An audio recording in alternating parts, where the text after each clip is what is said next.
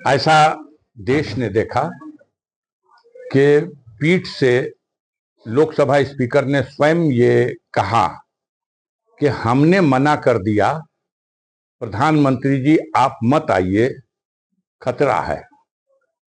अब देश के प्रधानमंत्री को देश की संसद में भी खतरा है, तो सवाल वहीं उत्पन्न हो गया कि जब उस खतरे से डर करके अगर प्रधानमंत्री अपनी संसद में नहीं आके बैठ सकता, जवाब नहीं दे सकता विपक्ष का, तो उस प्रधानमंत्री के हाथ में देश की सीमाएं कैसे सुरक्षित हैं, देश कैसे सुरक्षित है। अजीब विडंबना है कि सेना के लोग पूछते हैं, अधिकारी पूछते हैं कि दुश्मन टैंक लेके चढ़ गया, और जवाब दिया जाता है जो उचित समझो वो करो। मुझे लगता है कि इससे बेशर्मी की और कोई बात नहीं हो सकती। ये आदेश नहीं है, ये जिम्मेदारी से भागने का संकेत है।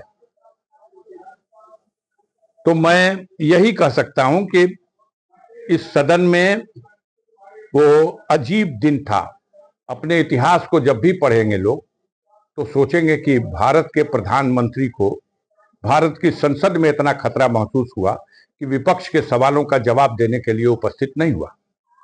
जी मोहन भागवत जी जनसंख्या को लेकर बयान दिए हैं। उनका यह कहना है कि बच्चों की शादी 19 से 25 के बीच में होना चाहिए और सभी को के 3 बच्चे होने चाहिए और सभी तभी वो लोग स्वस्थ भी रहेंगे। देखिए, एक साथ वैज्ञानिक भी हैं।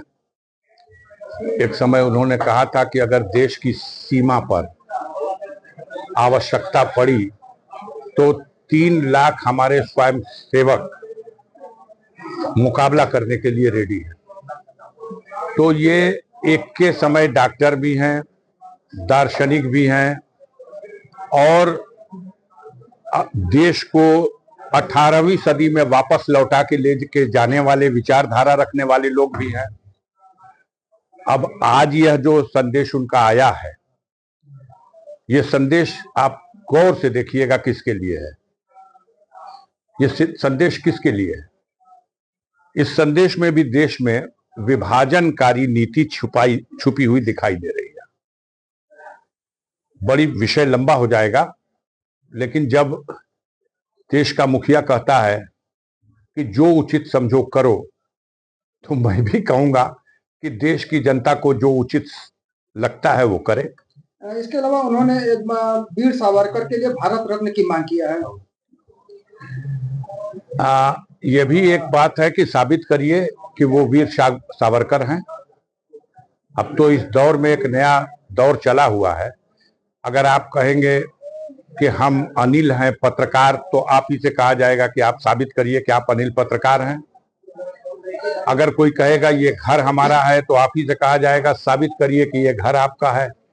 अगर शंकराचार्य जी कहेंगे कि मैं शंकराचार्य हूं, तो उनसे कहा जाएगा आप साबित करिए कि आप शंकराचार्य हैं। तो वही मेरा भी प्रश्न है इनके साथ कि पहले ये साबित करें कि वो वीर सावरकर कैसे हैं, उनको क्या कहा जाए जिन्होंने हंसते हंसते फांसी का फंदा चूम लिया, सूली पे चढ़ गए, गोलियां खाई, लेकिन माफी नहीं मांगा, ब्रिटिश हुकूमत के सामने घुटना नहीं टेका, जिसने 11 बार लिख के माफी मांगा, जिन दिनों देश में कलेक्टर के पद की तनख्वाह जितनी तनख्वाह थी उससे 1.5 गुना पेंशन ब्रिटिश शासन से प्राप्त करने के समझौते के साथ समझौता किया, उसको आप कैसे महिमा मंडप कर रहे हैं? श्यामा प्रसाद मुखर्जी का नाम आप लेते हो, 2 ही नाम आपके पास है, एक श्यामा प्रसाद मुखर्जी का और एक वीर सावरकर का। दोनों का इतिहास देश के सामने रख दो। आप तमाम बातें करते हैं, सनातन धर्म की बात, हिंदू राष्ट्र की बात, और श्यामा प्रसाद मुखर्जी मुस्लिम लीग के साथ बंगाल में बनने वाली पहली सरकार में मंत्री थे। ये भारतीय जनता पार्टी के लोग कश्मीर में सरकार बनाने के लिए मुफ्ती साहब की पार्टी से समझौता करके सरकार बनाते हैं। तो ये तो मौके के हिसाब से अपने बयान देते हैं। कैसे अब इस वक्त बेचैनी बढ़ी हुई है और देश में लोगों में एक परिवर्तन की सोच साफ दिखाई दे रही है, इसलिए तमाम इस तरह के बयान दिए जाएंगे आने वाले दिनों में। सर, एआईएम के जो प्रदेश अध्यक्ष शौकत अली साहब हैं, उन्होंने ये कहा है कि जब मुंबई में मेयर बुर्के वाली महिला बन सकती है तो यूपी के सीएम जो है बुर्के वाली महिला भी आने वाले दिनों में बनेगी। देखिए, बिहार में ही लोग बना दिए, वहां कहे थे लोग कि अब्दुल दरी नहीं बिछाएगा, अब्दुल मुख्यमंत्री बनेगा। तो बिहार में तो अब्दुल ने मुख्यमंत्री की शपथ ले ली। अब अगर वो कहते हैं कि उत्तर प्रदेश में, एक उदाहरण अगर वो देते हैं कि एक बुर्के वाली महिला वो एक मेयर बन रही है, नगर की व्यवस्था चलाएगी, तो अब देश की व्यवस्था भी वही चलाएगी। तो गाजीपुर का इतिहास तो देखो ना, जाके देखो कितनी नगर पालिकाएं हैं। बहादुरगंज की नगर पंचायत हो, मोहम्मदाबाद की नगर पंचायत हो, दिलदार नगर की नगर पंचायत हो, जमानिया की नगर पालिका हो, जाके देखिए क्या इस पर मुसलमान चेयरमैन नहीं रहा। ये तो एक विभाजनकारी नीति है, एक समझौता है कि देश को धार्मिक कट्टर भावनाओं में बांटा जाए और कट्टरता फैला करके समाज को इस तरह बांट दिया जाए कि जो कट्टर हिंदू हैं वो एक तरफ हो जाए, जो कट्टर मुसलमान है एक तरफ हो जाए। जब दोनों कट्टर कट्टर हो जाएंगे तो एमआईएम वाले भी मानेंगे कि भारत में कै % आबादी है आपकी, कै % आबादी है। आप मालेगांव में तो बना लिए, आप मालेगांव में बना लिए, लेकिन आप देश के दूसरे हिस्सों में जहां आप संख्या बल में उतने नहीं है, कैसे बनाएंगे? देश को चलाने के लिए गंगा जमनी तहजीब को लेकर चलना होगा। देश में विभाजन के समय यह समस्या खड़ी हो गई थी।